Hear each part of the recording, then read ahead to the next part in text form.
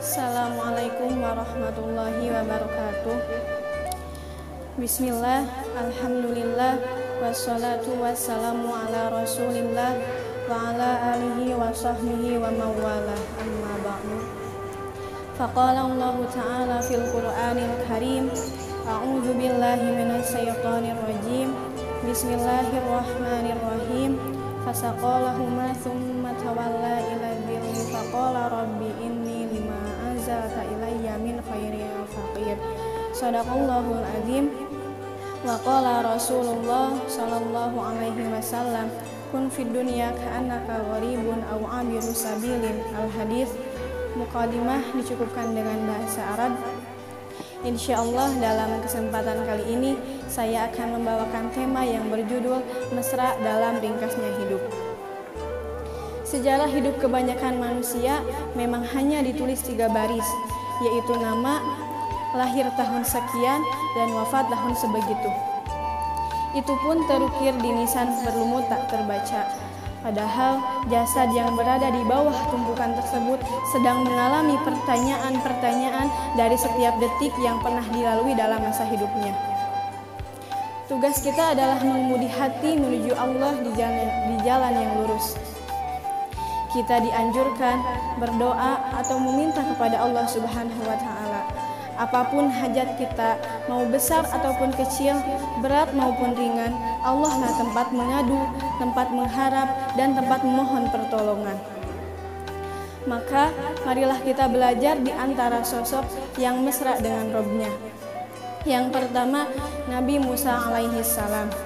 Singkat cerita, Nabi Musa sedang berteduh di bawah pohon. Beliau berdoa, Rabbi inni lima anzalta ilayya min khairin faqir.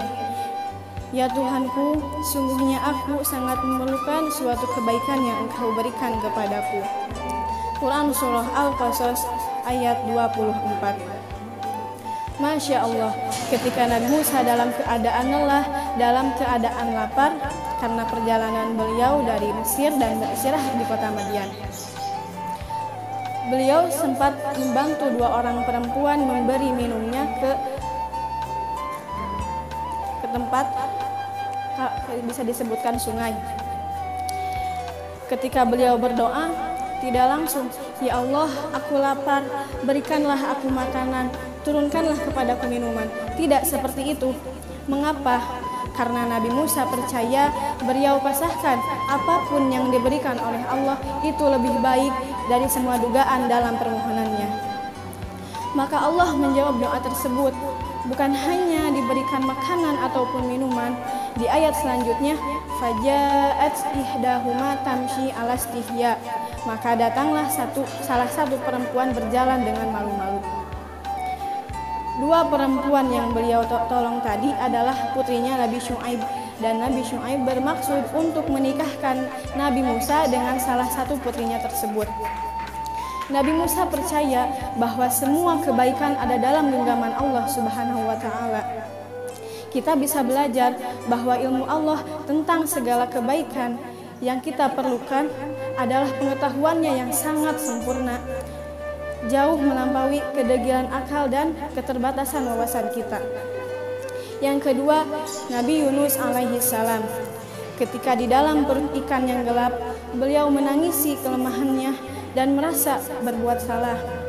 Beliau berdoa, la ilaha illa anta subhanaka inni kuntu minadz zalimin. Tiada Tuhan selain Engkau, Maha Suci Engkau, sungguhnya aku termasuk orang-orang yang zalim. Quran Surah Al-Anbiya ayat 87. Doanya sederhana, indah dan mesra, akrab dan hormat. Tidak ada di sana pinta untuk dikeluarkan dalam perut ikan, bahkan desakan untuk segera. Maka Allah menjawab doa tersebut. Nabi Yunus bukan hanya dikeluarkan dalam perut ikan, tapi beliau tidak perlu susah payah berenang ke tepi lautan karena diantarkan oleh ikan tersebut. Dan tempat didamparkan pula bukan sembarang tempat. Dalam tafsir Ibnu Katsir dijelaskan bahwasannya Nabi Yunus dihamparkan di sebuah tanah yang ditumbuhi tanaman dan jenis labu.